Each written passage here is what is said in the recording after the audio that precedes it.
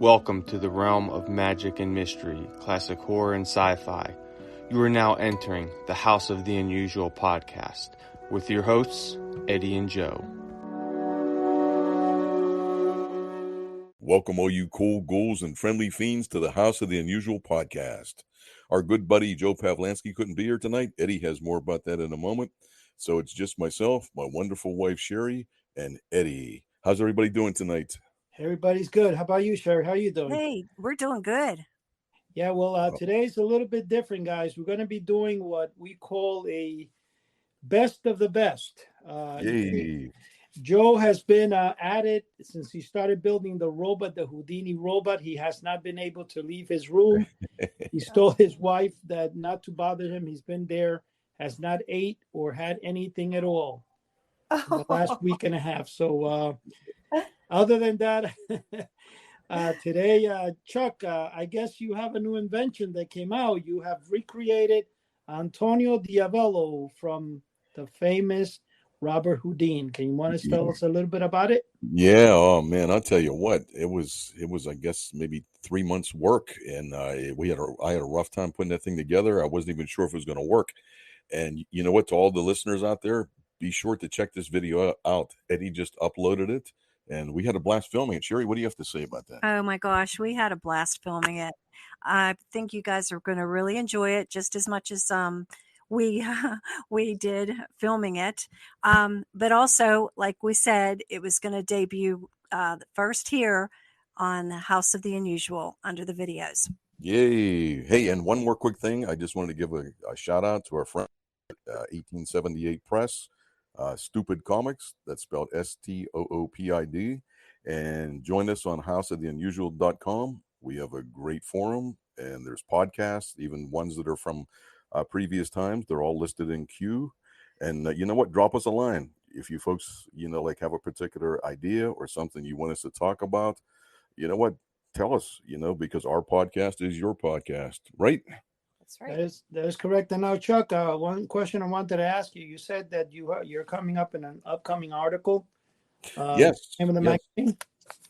Yes, that is correct. I was just talking to Vanish Magazine, which is a really cool magazine. It's an online magazine, but you can also get a physical copy of it. It's, it's a beautiful, beautiful magazine. They put me in there, I guess, about a year and a half ago for my Inverti collection. But now what they want to do is, is highlight the things that I build. So one of the things will be the Antonio Diavolo, the pastry shelf. I'll have some different pictures of it and things throughout and they just want me to write a 1,500 word, like a type of an article that explain how I got into magic and how I got into building magic and so forth. So, hey, it's a lot of fun. I think it'll be great. Yeah. One of the things I also been doing is, I have been moving my storage now for several weeks and organizing and consolidating. And I've actually spent almost 9 hours today doing that. One of the things that I'm getting ready to do is I'm going to be having, for all the people that love the novelties of Johnson Smith and Honor House and all the classics, including, I believe Todd is going to take some time to give us the history of the Sea Monkeys again, what's up with the Sea Monkeys. He has not been in our show for some time now. He's going to be on pretty soon. I was talking to him earlier. I'm going to be coming up with a thing called Eddie's Deep Dives. Nice. And I am going to, I have no choice. I have to start reducing my collection. And I'm going to let go of some really rare stuff, man. Oh, no. Those people that really want those novelties from the comic book era, here might be a chance for you to get them. So anyway, this show is a little different today. As you know, our host, Joe, is not on. He had to be taking care of some stuff. And like I said, that robot, he'll be finished with it by next week, I hope. But having said that, we're going to play because of popular demand, Chuck, we're going to bring back, and a lot of people have been asking about the SARA KARLOFF interview. Yes. And we're going to play that interview again today. It was a phenomenal thing and had quite a few hits when it came on. So we're going to play it on. And having said that, anything you want to say, Chuck, before we let it go? Hey, you know what? Who does not love Boris Karloff? I mean, he is my absolute favorite. I'm a big fan of his, and it was a thrill. It was an actual honor to speak to Sarah Karloff. I gotta, nice. I gotta. So yeah, I think this is a good move. Yeah, whoever Yep. missed it, they can listen to it tonight. Yeah, go ahead, Eddie. Let it go. I'm Sarah Karloff. I'm the only child of movie legend Boris Karloff. And I think that speaks for itself. My father was an absolutely wonderful human being, absolutely the antithesis of the roles he played. He was adored by everybody who knew him personally and respected by everybody who worked with him. He was one of the founding members of the Screen Actors Guild. His card number was number 9. He was passionate about that work, as he was about his profession. He felt he was one of the luckiest people in the world to be able to earn his living doing something he loved and then be jolly well paid for it. He just was a lovely man with a wonderful sense of humor, a very kind soul, and a very large talent. Awesome. Very well said. And Sarah, I also understand that November 23rd, yesterday, as we're recording, was your birthday. So it was his also. What's that? It was his birthday also. I was born on my father's 51st birthday. I was the most expensive birthday present he ever got. Oh wow! Happy birthday! Well, happy birthday! And I'm gonna ask Eddie and Chuck to join in with me at singing "Happy Birthday." Oh, please don't. So, happy birthday to you. Happy birthday to you. Happy birthday, dear Sarah. Happy birthday to you. Yeah! Thank you, but don't give up your day jobs. You're saying I wouldn't make a good singer. Oh, man. It was a little off key. It was a little off key. I could tell. Yeah, definitely. Well, you know what? I may not be a good singer, but we do have a good magician with us, and his name is Chuck Caputo. You guys all know him out there. So, Chuck, welcome to the podcast once again. And how's everything going over there in Pittsburgh, PA? All right, Joe. Cold. It's been very cold here, and I got about a week off. I've been doing some things around the house. Then my Christmas shows start up. But I'd like to wish everybody out there, all of our viewing audience, our listening audience, a very happy Thanksgiving. I hope everything goes well. And it's a pleasure to talk to you, Sarah. I'm a huge fan of your father. I mean, he was one of a kind. I mean, I'm a big fan of his movies, all the way up to The Grinch That Stole Christmas. Oh, yes. Awesome. Well, you can't tell, but I smile broadly whenever anybody says anything about The Grinch. My father was very, very modest, and he never really brought his work home. He never talked about his work. But one night the phone rang, and I have 2 sons, and they were little guys at the time. And he said, I've done something. I think it's pretty good. And I thought maybe you and the boys would like to, maybe if you can, maybe if you'd like to, and they sort of hedging about, sit down and watch it tonight. It's going to be on the telly. And then he said, well, it's called How the Grinch Stole Christmas. Pretty good. Yeah, I guess he won a Grammy for it, for Best Animated Work. And as a family, we are so proud of it, and we just love it. And they always play it way too early in the season, and I always miss it. And my Christmas present to myself last year was this over life-size Grinch that you plug in, and he wiggles his hips, and he wiggles his neck, and then he sings some of the lines from The Grinch. And that was my present to myself last year. Oh, I just love The Grinch. So, Chuck, I must love you too. That is definitely a Christmas classic, and I'm sure everybody out there enjoys it. One person that's not a Grinch here is definitely Eddie Guevara, who set up this interview. So, Eddie, what's going on over at House of the Unusual? How's everything been? And welcome back from Florida. Everything's been really good, and I had the opportunity to go to Coral Castle in Florida, which, according to Cheri, Yay. is phenomenal. You have a 98-pound guy lifting boulders that are 28 tons. I thought that was a pretty good, overall. Although I had a deluge of water come down because it was raining like I've never seen before.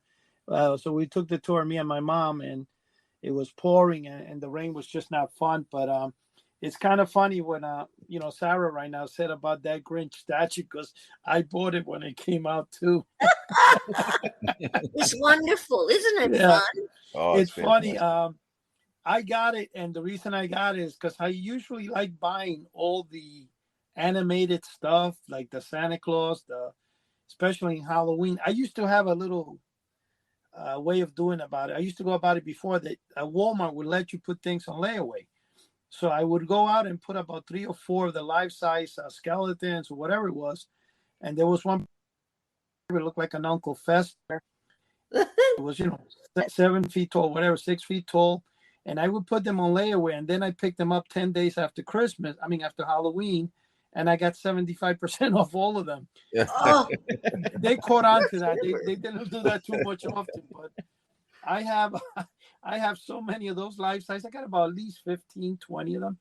Wow. And I have an actual one that's very hard to come by now, which is, it was done by Jemmy Works, and it's actually Sarah. It's the Boris Karloff 6 foot. Yeah. It's a 6 foot Frankenstein. You could see it sometimes. In fact, I think, if I'm correct, Joe, when you went to that show that you went to, what is it called? Monster Palooza? Monster Bash. Oh, Monster Bash. Yeah, Monster Bash. They had one. The one you took a picture of, that's the one I have. Oh, nice. Wow. Yeah, cool. it was Can someone email me a copy of that? Sure. Joe, don't you have it on your thing? Yeah, I'll have to find it on my phone, and I'll send it over to you, Eddie, and you could email it to her. Okay. Yeah. That Now speaking of shows, Sarah, you do a lot of shows and all that, and Eddie sent me some pictures from, I believe that was Chiller Theater. Is that where you guys were, Eddie, when you sent those pictures? Yes, and I was really shockingly surprised how beautiful Sarah came out in that picture. Sarah, yeah, that's one of your best. It's a matter of opinion. No, everybody, it's funny because it came out really, really nice, and I was gonna, upload it to my Facebook because, Sarah, you look like super young on that thing, and it Watch made you your mouth. I mean, I'm not super young, but in the picture, thanks a lot. But I'm telling you, older than dirt.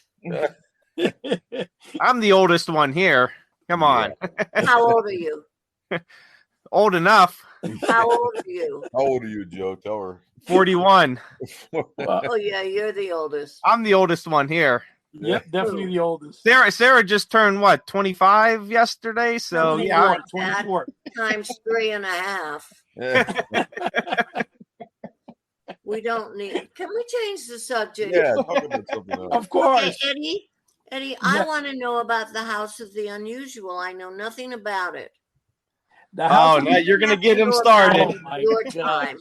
But I'd like to know about it sometime. So you have my email, SARA KARLOFF at Karloff.com, and send me something. Send me some information on it, would you please? Of course I will. In fact, it was kind of funny because back when I first started, Sarah, the House of the Unusual was when I first, I think, met you about 15, 20 years ago, going to Chiller. And one of the things is that I always did it as a hobby, but then me and Joe about a year and a half, actually, we're actually in the second season. We've done a total, if I'm correct, 76 episodes of this podcast. And Joe had been a customer of mine for around 20 years. And he was seems like it. I think it was because I have emails that go back to like 2010, 2000. And the thing with is that Joe would always tell me every year, "Hey, how you doing, buddy?" So I reached out to him one day when I found out he was a writer for Scary Monsters and for a couple of magazines. You know what, Joe? Why don't we start? And Joe said, "Yeah, sure." And then Chuck was in the hospital at the time. I forgot what you were doing, Chuck. And you said to me, "Not much fun."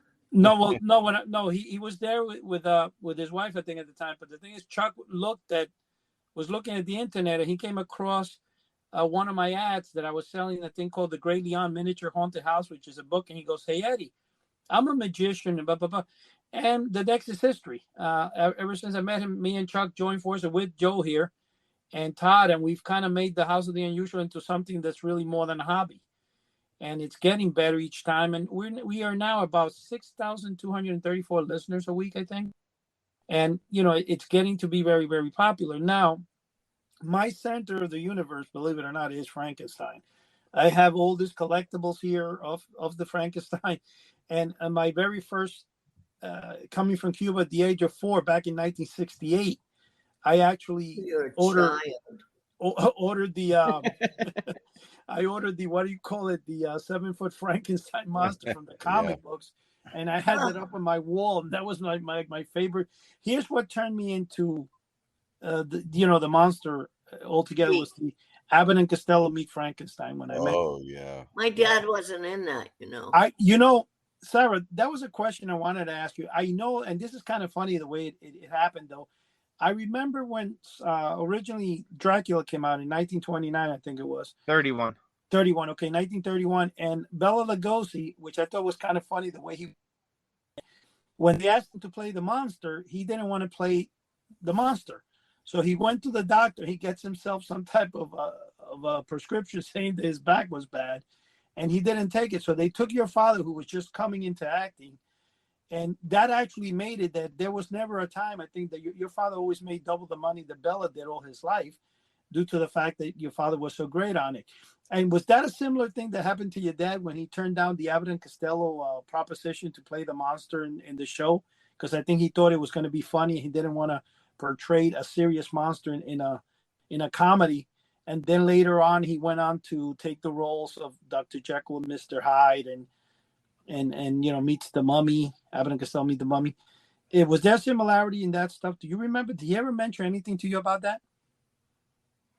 Well, let's start by saying, no matter how old you may think I am, I was not born when Frankenstein was made. Okay. Then we'll move on from there and say that my father actually made the decision himself. Well, we'll back up a bit. Bela was when Bela was offered the role of Frankenstein first, before my father was ever considered.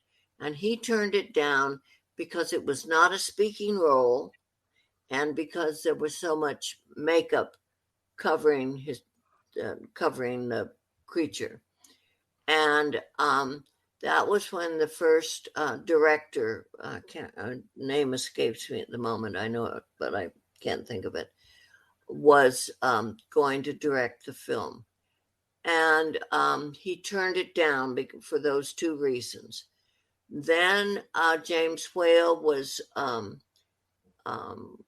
selected as the second director, and it was and Bela had already turned down the role, and they were looking for they'd already started shooting the film without anybody cast as the role of the monster.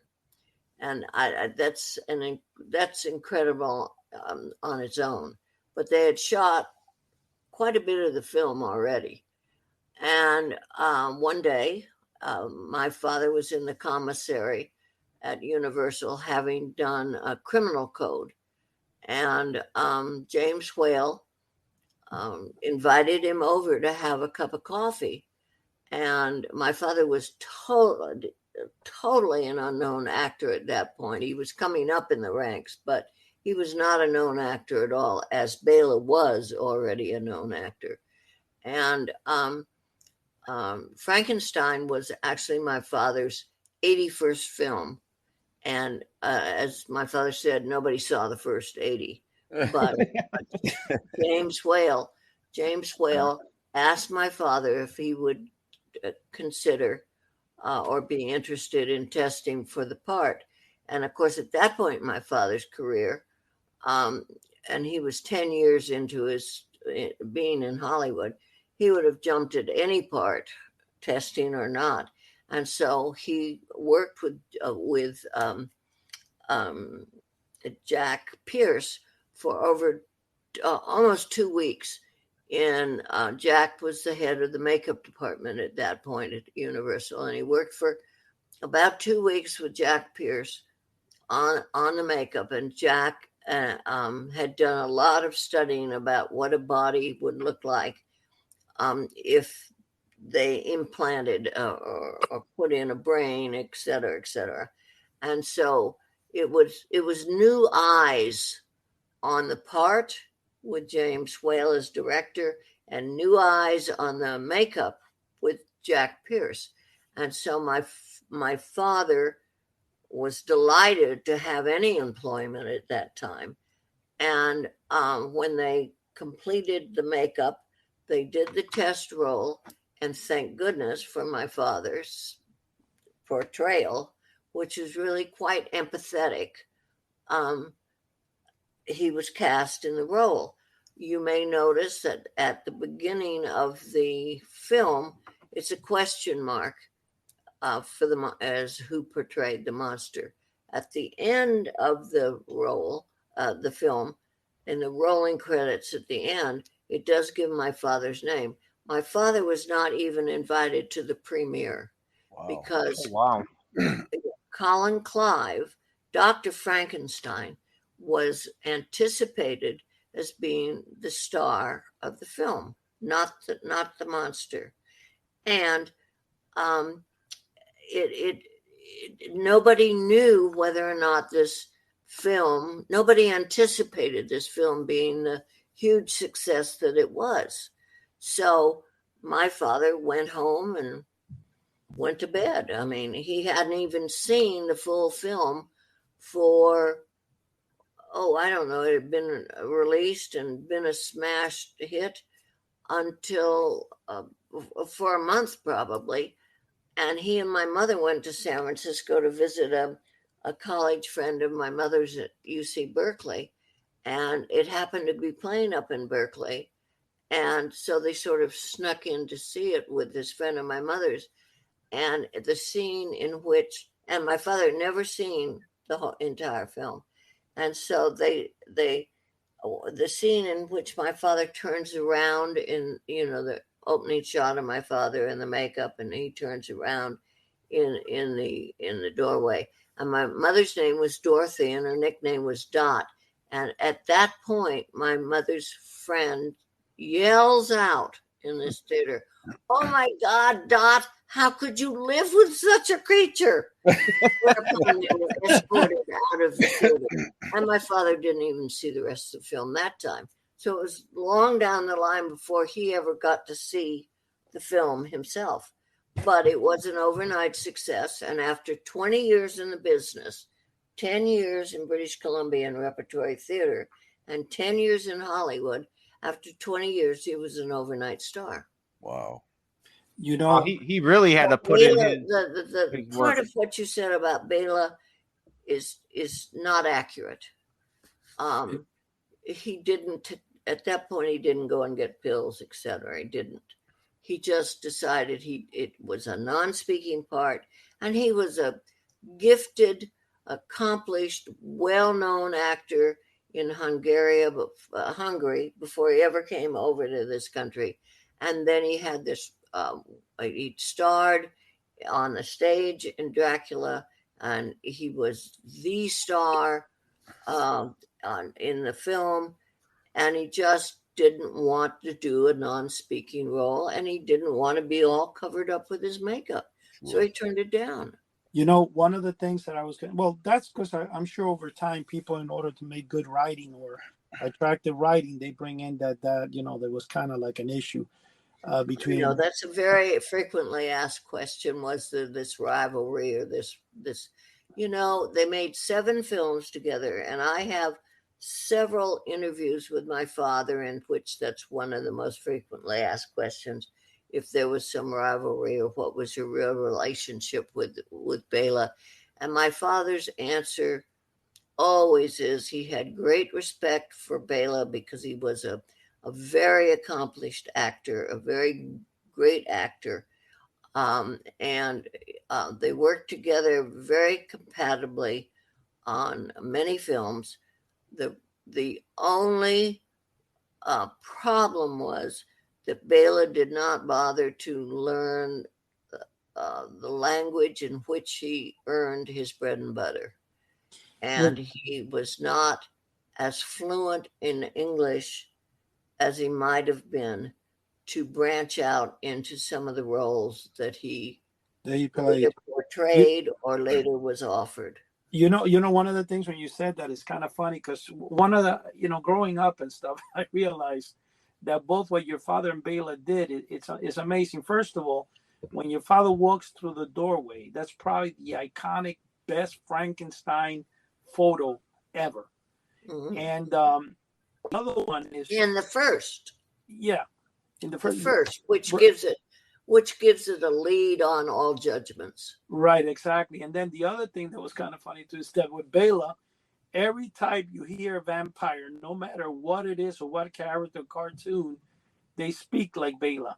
And it comes in from the, Sesame Street with the Count. Yeah. And it's kind of funny because if you look at the Count sideways, it looks like Bela. So they definitely made it after him. Now, Eddie, you know what's funny is that you talk about, everyone imitating Bela. I think too, a lot of people, and I'm thinking back to, when I was young and was imitating the Frankenstein monster, I think we all kind of imitated the Boris Karloff, just going, absolutely, going after people. And it almost seems like if you ask somebody nowadays, to do a Frankenstein, or if you're at a show and somebody, has a mask on or a costume, they still do that that goes back to the original movie. That's not right. only that, I cannot tell you how many people, when I was in college, would come up to me straight armed and stiff legged and walk toward me. Oh my goodness. I love the makeup. I tell you what, the makeup was fantastic. And if you read the original book from Mary Shelley, I mean, I don't think there was a description of what Frankenstein would have looked like. So that was their conception of it, and that's the one that stuck. I mean, and that was James Whale's study of anatomy. Of what the flat head, you'd have to open up the top of the skull. I mean, it's pretty gory. Yeah. But you open up the top of the skull and you put the brain in, and then it'd be a flat top. Wow. Yeah, but also remember this. I was going to say, also remember this too. It was called the monster. Somehow Boris Karloff the name became with him as Frankenstein, but they called it the monster. Frankenstein was the doctor that created it. That's right. That's true. So he got the name along with it too, and just took over the whole thing. now speaking of makeup, Sarah, is this story true? And you wouldn't remember it at the time. No, but it's not, because I know what you're going to ask, but go ahead. Which one is it? All right. So supposedly during filming of Son of Frankenstein, that your father had to leave the set while in full makeup and went to the hospital looking like that while you were born. Do you believe that?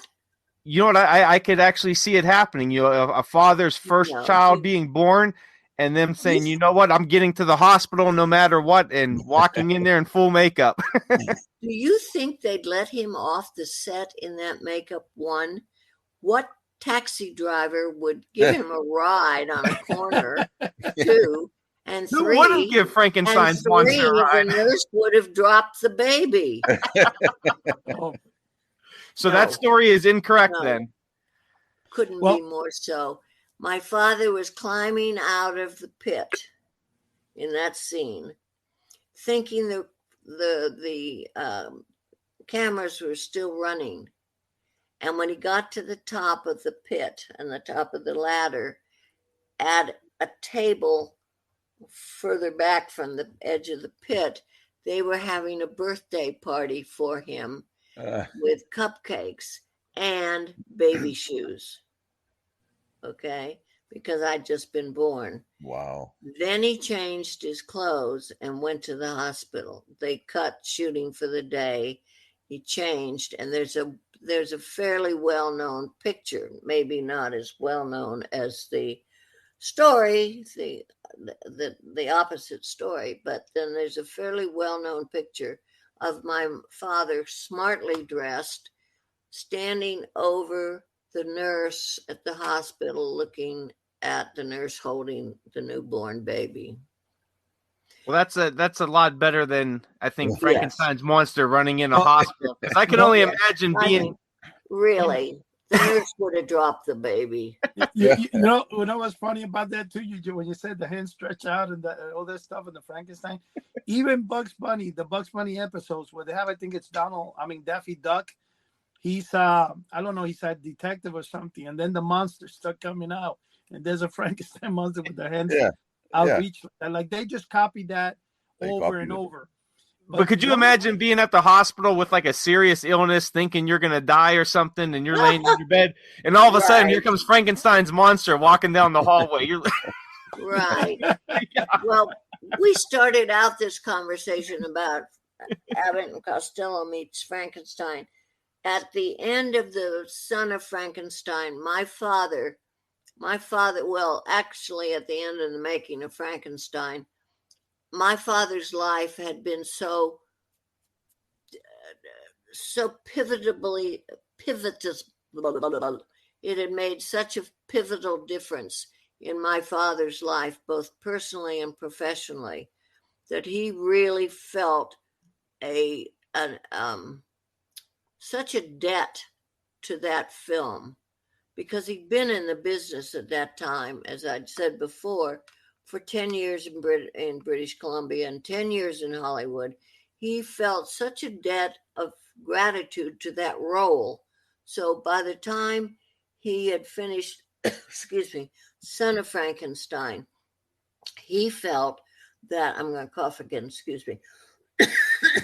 He felt that that role had reached its logical conclusion. The scripts had reached a point where, and the character had reached such a point that anything further would be making a mockery of the character, the monster, and the scripts would do nothing but go downhill. And so, in my opinion, and this is not just to agree with my father, he was correct. And so when Abbott and Costello meet Frankenstein came up, he declined to do it. He worked with them on other films, other projects, but not on that one.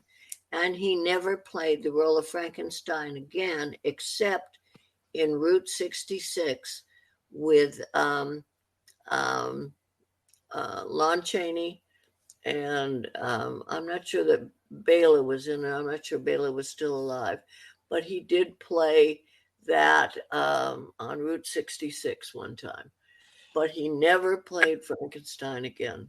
You know, he would play the doctor or some other role in a Frankenstein film, but he never played that role again.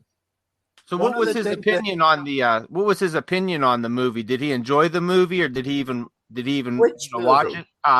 Abbott and Costello Meet Frankenstein. I don't know if he saw it or not. He didn't talk about other films. He didn't talk about actors. He didn't talk about his own work. So I really have no idea if he saw the film. So he really didn't talk anything about work when he came home. It was kind of like, he almost had just two lives, his stage life and then his personal life. Well, he was so different from the roles he played. I mean, my father was the gentlest of gentlemen. He was an English gentleman. His passions were the game of cricket, which couldn't be more British. He loved animals. At one time, he and my mother had 22 dogs in Beverly Hills. Wow. Oh, that would be heaven. Oh, yeah. He loved gardening. There are photographs of him with a top hat on and his wickies, which are shorts, and no shirt on. I mean, adored gardening. He just was so different a human being from the roles he played. Wow, it's amazing. And yet he was so compassionate and so passionate about his work with the Screen Actors Guild. He was one of the 12 founding members. And he never talked about that. You He Sarah, was say when you never talked, I remember long time ago, me and you were speaking one time, and you mentioned the thing that your father never collected his career. Remember that? Oh, don't I wish he'd collected his posters? Absolutely. Oh, well, come on. Now, now, Sarah, what? Never collected his career. Now, Sarah, what? Now, he never talked about any of that, at home or anything. And you could have, after his passing, you could have very well have, not had any dealings with it, or just, at a minimum. But you seem to be very involved. What was the thing that really got you involved with your father's work? I was invited to. I had met Forrest Ackerman. Well, he had met me. And so I went to Forrest's house one day with my kids because it was something I was showing my kids. I went to the ladies' room and closed the door, and there was my father staring right at me. I was really out of my zone. But a few years later, I was invited to the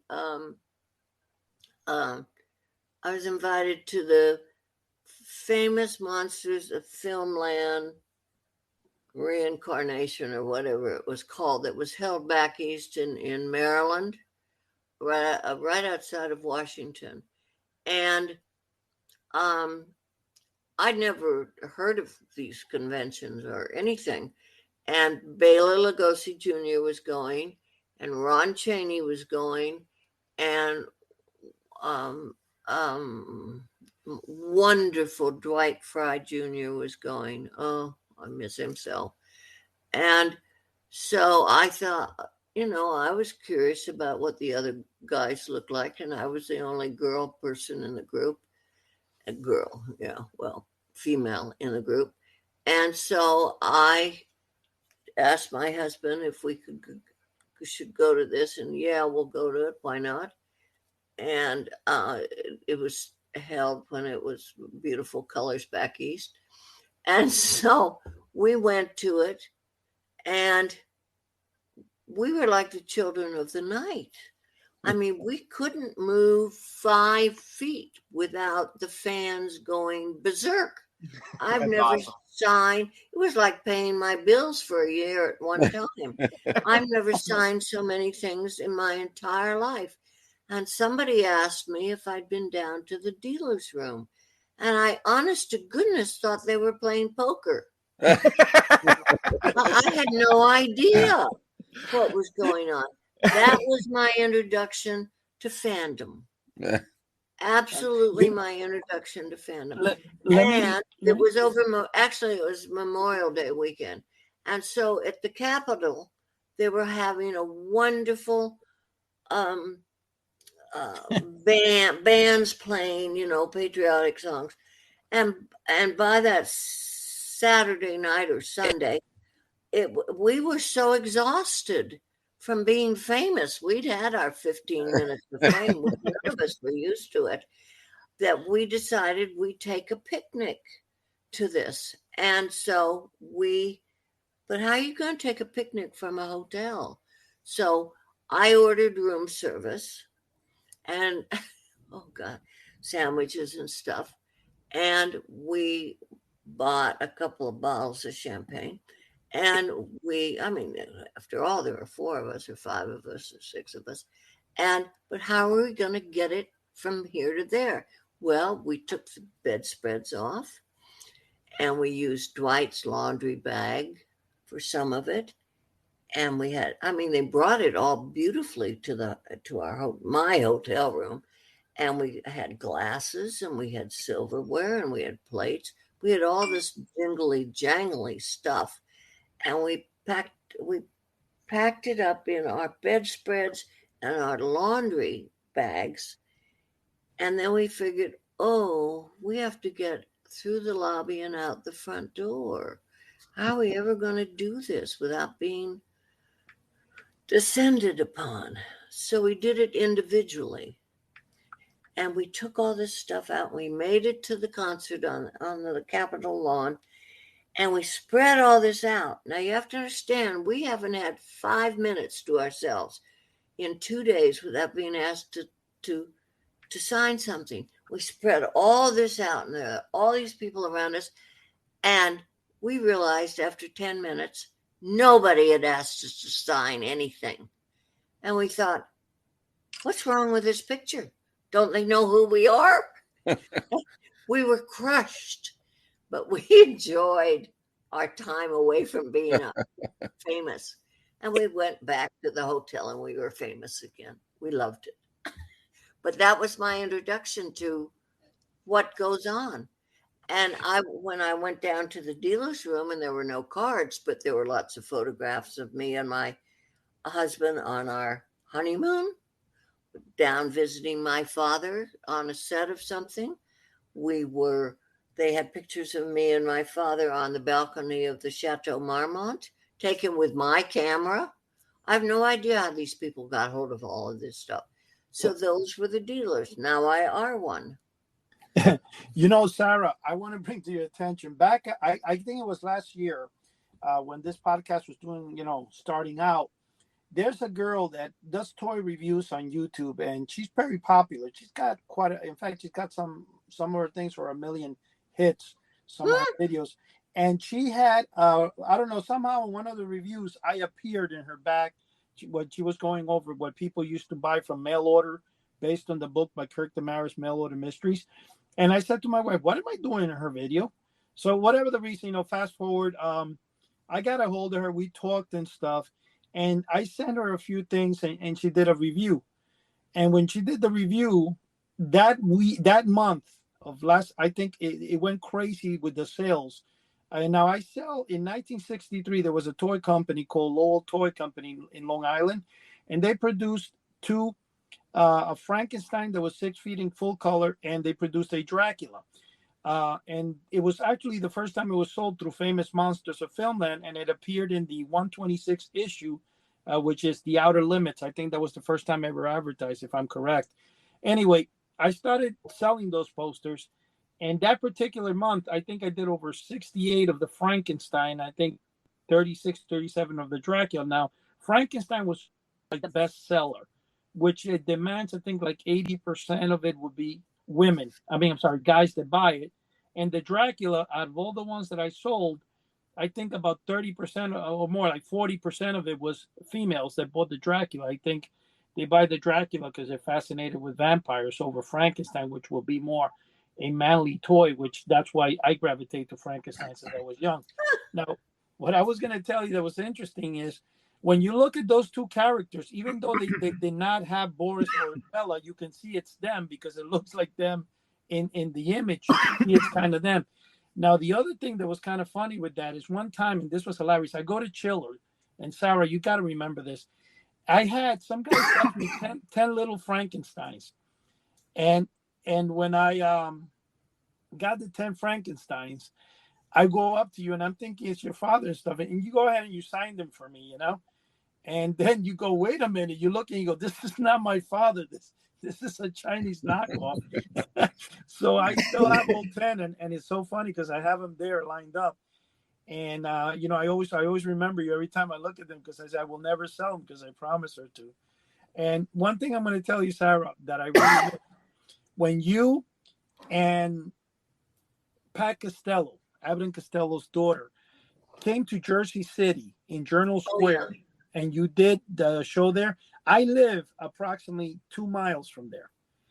And I didn't know that had gone on. And after it passed, I was shocked that I wasn't there, And I'm like, I can't believe it. I remember that now.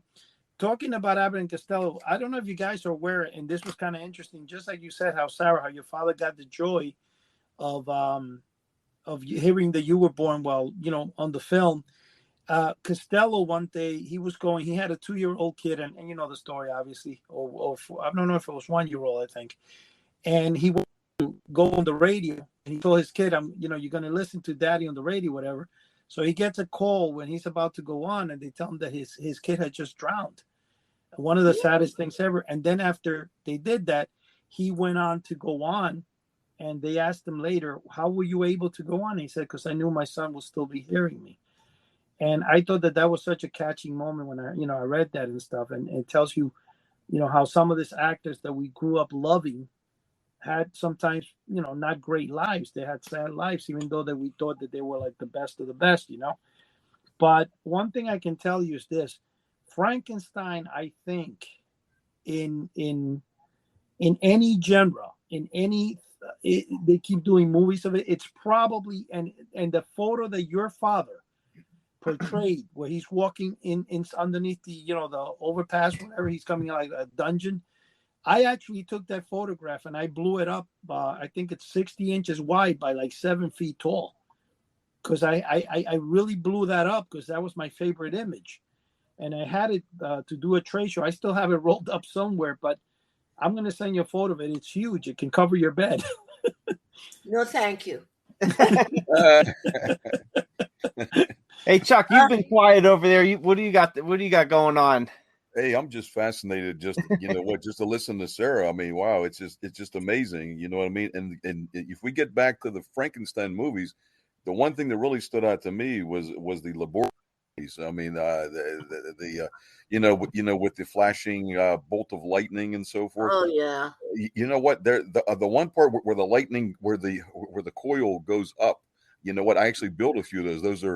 Those are Jacob's ladders, and Yes. they're complex to build. What you need is neon sign transformer, and you have to be careful when you build these things. But that could actually, like if you have a cigar in your mouth or like a cigarette, it could actually light it when the current goes up. It's pretty cool. Well, Yeah. they're pretty dangerous. They are. They're very dangerous. That's all the invention of Nikola Tesla. That's right. That's right. Well, Chuck, I need you to build me one of those so I can light my cigars with next time. I'd be the hit at the cigar lounge. Well, Sarah. Halloween night, but you got to be careful. But yeah, they are cool. Sarah, I have a question for you. Yes. You're very good friends with another person that, thanks to you, I met, and I was fascinated with her. Vincent Price's daughter, Victoria Price. Victoria, yeah. She is phenomenal. Both you guys are like the best of the best. Thank you. I got to admit, you two guys are actually my favorite. Growing up and stuff, I can't say much more about that. But thank you for introducing me to her. I appreciate She's that. a lovely human being. Well, go ahead, guys. So, Sarah, what's your next? Are you still doing conventions coming up, or do you have any lined up for the future? Well, COVID stopped a lot of us from traveling, and a lot of conventions from being held. I think my next one will probably be Monster Palooza in April in Pasadena. That's really a good show. It's grown exponentially. It's held in the Pasadena Convention Center now, but it's only been about, I would say, 8 years, and it outgrew its first two venues. It's family friendly. It's got a lot of really good artists and sculptors and makeup artists. But for 2 years or 18 months at least, I didn't do any shows because they just all closed. I just started back traveling in this October. My first destination was beautiful downtown Minot, North Dakota. My father had played there in repertory theater for 15 months back in 1915. And I was invited there. And because there is a new documentary out on my father called Boris Karloff, The Man Behind the Monster. And it played in theaters around the country. And now it's streaming on Amazon Prime. And they did a really good job on it. So if anybody's interested in seeing it, it is streaming on Amazon Prime now. And so they showed that in Minot, and then I did questions and answers and talked about that. And then I I came home, and then flew to New Jersey, um, and I was there 9 days, I think, and supposed to speak at the Montclair State University, but because of the tremendous rains they had, all the streets were closed and roads were flooding. So we did it virtually and did a Q&A following the documentary. And then I went to Cranville or something very similar to that in New Jersey. Maybe Eddie, you know that. And they showed the film, and I spoke after that. And then I went to Chiller stayed there and went to Chiller, which I've done for 27 years, I think. And I really enjoy doing Chiller. There's at least one of everything there, and it's very hard to tell who's in costume. That's great. You know, it's always nice to see these conventions still going and people still enjoying these classic movies and these classic monsters. Now, I know you have some kids of yourself, and I believe some grandchildren. Are they still do they enjoy these classic movies and these classic monsters? Or are they into any of this stuff as well? My oldest son enjoys it, and my oldest granddaughter enjoys it. I have 2 boys, and I have 3 grandchildren, one of whom is in Ohio, as I said, in his second year of residency in ophthalmology, so he doesn't really have time to watch many films at the moment. And then I have one great grandson who lives in Columbus, Ohio. He's going to be a year old. I hate to say that I have a year-old great grandchild, but I do. Oh my God! So I have one grandson and 2 granddaughters, and then a great grandson. Well, that's great that they enjoy those movies too. Because I always worry, you know, as I think a lot of us do, that you know the fandom for these classic movies and these classic monsters are dwindling down, and we definitely don't want to lose any of the history, because you know, as a lot of the actors and actresses over the years are starting to pass away, you know, a lot of it seems these younger generations are more interested in, you know, contemporary celebrities and movies. So it's nice to see these shows still going on, and you know, newer generations still getting involved with, you know, the research, history, and the fandom of these movies. And it's nice to still see, you know, people like you and others, like Victoria Price at these shows, you know, just, you know, talking with fans and asking or answering questions, because I'm sure, you know, it gets overwhelming at times, and it's a lot, but you know, we all definitely appreciate, you know, what you guys all do for us, and everything that you go through for, because it's definitely not easy. I've found that these classic films of any genre are multi-generational in their appeal. That's right. And not just this particular genre, but in most of the genres, the musicals, the you know, the big productions, they're multi-generational, and it's so rewarding. And you know, I don't like scary movies. Bad casting, me as my father's daughter, but it is so rewarding to see these youngsters engaged in, well, given the world we live in, engaged in just about anything. And they are fully engaged in several of these genres. And it's really very, I learn something every time I do a convention or a show. The fans know far more than I could ever learn. And it goes to the word fan. Fan is fanatic. And it's a learning experience for me, and a very gratifying one. I and my father's legacy owe so much to the fans. Without them, I'd be home cleaning my own oven. Oh gosh. That wouldn't be fun. Hey, that was a very good point, Sarah, that you brought up, that is multi-generational. You know, one classic movie is a good example, and that's The Wizard of Oz. If you notice, absolutely. you know what? There's nothing in that movie that actually dates it. I think that they cut a clip out where they were doing the jitterbug, if I'm not mistaken, but they decided that would do exactly what you're saying. They would date it, so they cut it out. And you know what? And that survived. And that's the film that scared me to death, and why I don't like scary movies. I was invited, as a spoiled young Hollywood kid. I was invited to a private birthday party showing of that at the Beverly Hills Hotel, and I've never gotten over it.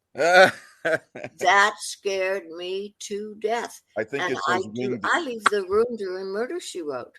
I think it's the biggest wuss in the world. I think it's those winged monkeys, Sarah. Those Oh things. yeah, and the witch's shoes under the bed. Are you kidding me?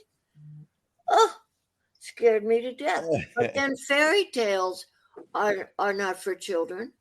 No, they're not. It's parents' way of scaring their children into behaving. Now, did you have a chance to meet Margaret Hamilton during any of those viewings at all, or during your time in Hollywood? I've met Margaret Hamilton, yes. Okay, yeah, because she's one of my all-time favorite actresses. So definitely would have liked to have met her. And yeah, she was scary in The Wizard of Oz. That was one that scared me when I was young as well. It's hard to believe she was only she was only 19 in The Wizard of Oz, maybe 20. She was young. That's amazing. She was a fairly young girl. And makeup. Yeah, makeup. Wow. What you have to remember, and in Frankenstein, I sometimes I bring this up, the camera doesn't lie. And that makeup had to be perfect, picture perfect, if you like a pun. Picture perfect every single day. It's amazing what the gift of makeup artists. It is. Oh, yeah, they're absolutely fantastic. And we got about 4 minutes left here, so we're gonna go through some final words here. So Sarah, we'll start with you. You got any final words for us out there? Yes, thank you very much for inviting me to join you all, and it's just been a pleasure working with you. Well, thank you, and thank you for joining us as well. This has been a fascinating conversation. And Brother Chuck, happy Thanksgiving. And Brother Chuck, what's your final words out there in Magic Land? Oh man, this was great. You know what? It's always a pleasure coming on here, and I enjoyed talking and listening to Sarah. I think she gave us a new insight to her fantastic father, and I hope the legacy lives on. And thank you for having me, and happy Thanksgiving, guys. Awesome. Thanks for joining us, and happy Thanksgiving. Eddie, final word. What's up? Well, it's been a pleasure working with all you guys, like always. And I'm fascinated to hear my little friend Sarah here, which I love to death. And she's been so phenomenal to me. So that's about it. Awesome. Well, once again, Sarah, thank you for joining us. And I hope you had as much fun as we did. This was definitely a good time, and learned a lot. That's one thing I like about these classic movies and these classic actors and actresses. No matter how much you think there's always so much more to learn, and it just never stops. And that's one of the best things about it. So definitely thank you for all the information and for such a good conversation with us. Thank you for having me, but just ask a fan and you'll learn more than you learn. What'll be great too, Sarah, is in the future, maybe you can ask one of your sons, the one that likes the genre, to be on. It would be phenomenal to have him as a guest. They like it, but they don't know much about it.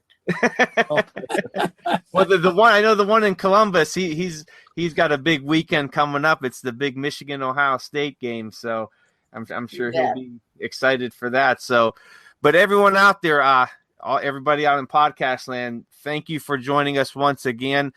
Don't forget to subscribe to us on your favorite podcast platform. Give us a good review if you are enjoying what we're doing. It definitely helps us out.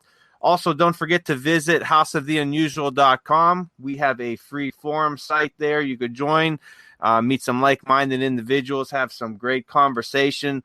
People are always posting great pictures of their collections and everything, and it's just absolutely great time. There's also a link to the podcast on there. And also, don't forget to find this on YouTube. Just search in House of the Unusual. Subscribe to our channel, like our videos. Eddie and Chuck always are putting out some great videos every week. It almost seems like daily. So there's always some great stuff on there to keep you entertained. All right, guys, I hope you enjoyed that. Have a great night, and God bless. Yes, sir. I hope until next week again. Good night. Good night. Good night. Bye.